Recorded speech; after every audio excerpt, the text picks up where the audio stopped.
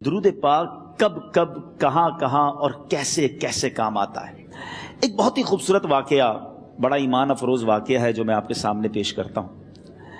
ایک دوست نے اپنے ایک دوسرے دوست کو قرض دیا، اور جب اس نے قرض دیا تو وہ قرض ایک بڑی اماؤنٹ تھی، 3000 دینار۔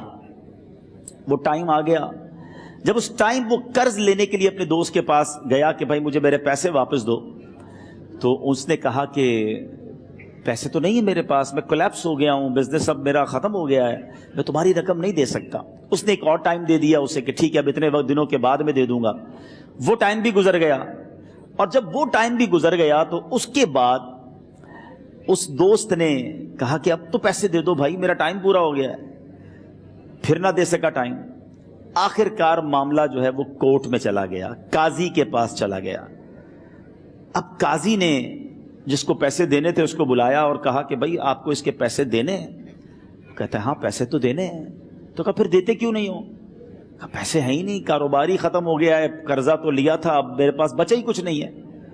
تو کہا اچھا اب یہ بتاؤ کہ کب دو گے، کیسے دو گے؟ اس نے کہا بس میرے پاس پیسے ہی نہیں ہیں۔ تو کہا اب تمہارے پاس 30 دن کا ٹائم ہے، 30 ڈیز میں یا تو اس کے پیسے لوٹا دو یا 30 دن کے بعد تمہیں قید کر دیا جائے گا۔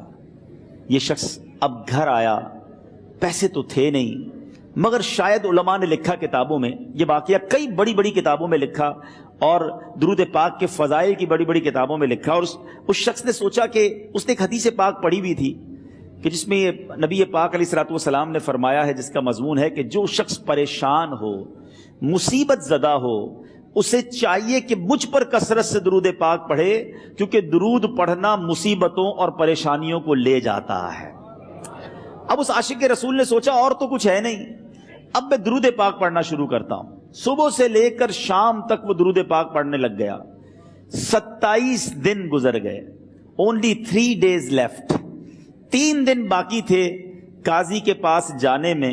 27 دن گزر گئے درود پڑھتے پڑھتے۔ جب 28ویں رات آئی تو آنکھیں تو بند ہوئیں، مگر خواب میں اسے ایک آواز آئی، گھبراؤ نہیں، تمہارا قرضہ ادا کر دیا جائے گا، تمہارا مسئلہ سالو ہو جائے گا۔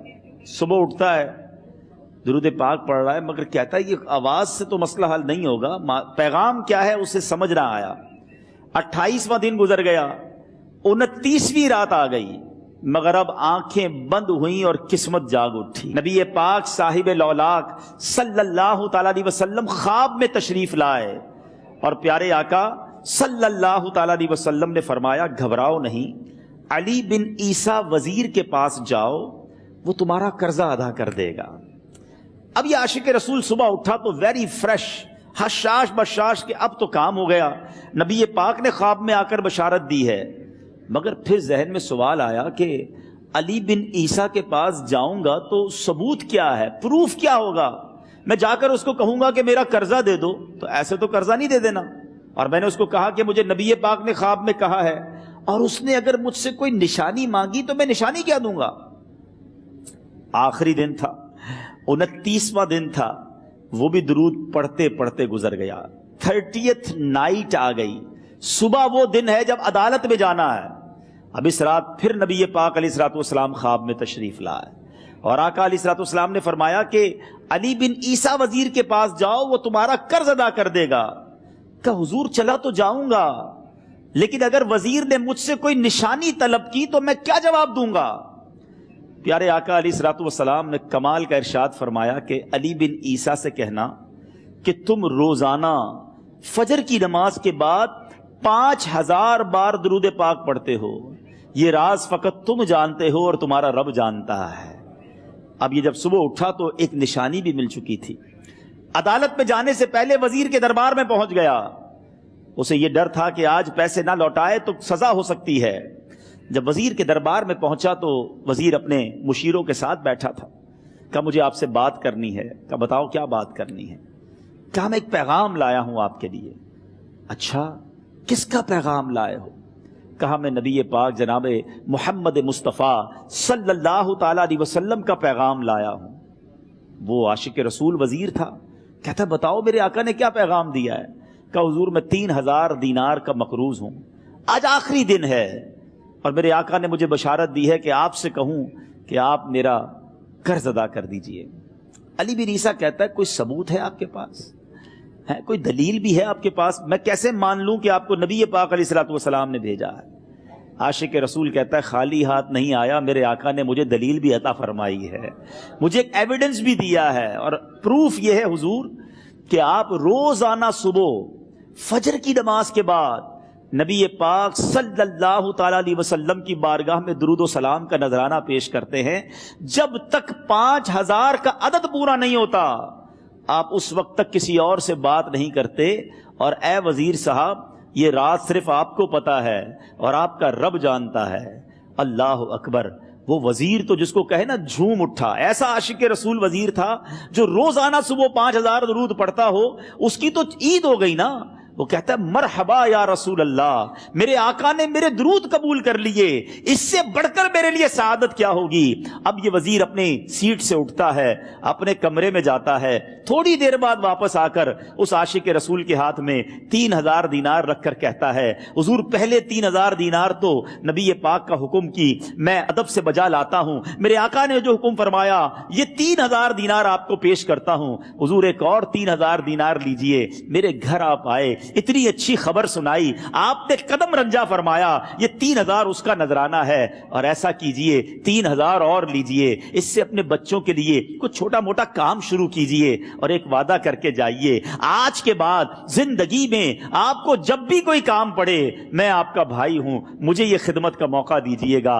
اللہ اکبر! وہ مقروض جو ایک رات پہلے 3000 دینار کا مقروض تھا، ہو سکتا ہے اس کے بیک آف مائنڈ یہ بھی چل رہا ہو کہ اب شاید کل میں نے جیل میں جا کر عدالت میں جا کر گرفتاری دے کر جیل میں جانا ہے، مگر اب 9000 دینار ہاتھ میں ہیں۔ عاشق رسول جھومتا ہوا نبی پاک کی یاد میں گھومتا ہوا اب عدالت میں پہنچا۔ عدالت میں everybody expecting over there کہ آج اس نے آنا ہے اور آ کر کہنا یہی ہے کہ پیسے تو نہیں ہیں، گرفتار کر لو، مگر جا کر اس عاشق رسول نے 3000 دینار جج صاحب کے ہاتھ میں رکھ دیے۔ قاضی کہتا ہے پہلے تو یہ بتاؤ پیسے آئے کدھر سے؟ تم تو کہتے تھے غریب ہوں، تم تو کہتے تھے کاروبار نہیں ہے، ایک مہینے میں اتنی بڑی رقم کا انتظام کیسے ہو گیا؟ سبحان اللہ! اس عاشق رسول نے گویا زبان حال سے یہ کہا ہوگا کہ یہ تو کرم ہے ان کا، ورنہ مجھ میں تو ایسی بات نہیں، اتنا دیا سرکار نے مجھ کو، اتنی میری اوقات نہیں۔ اس نے وہ پورا واقعہ بھری عدالت میں سنا دیا۔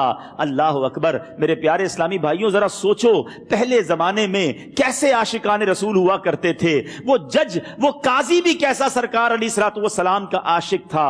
اپنی سیٹ سے اٹھتا ہے، بھرے دربار میں بھری عدالت میں وہ اپنے چیمبر میں اپنے کمرے میں جاتا ہے، اور تھوڑی دیر بعد واپس آ کر اس کے ہاتھ میں بھی 3000 دینار ہیں، اور وہ 3000 دینار جو ہے وہ اس عاشق رسول کے ہاتھ میں رکھتا ہے کہ سارا ثواب علی بن عیسیٰ کیسے لے جائے، میں بھی تو نبی پاک کا غلام ہوں، میں تمہارا قرضہ میں ادا کرتا ہوں۔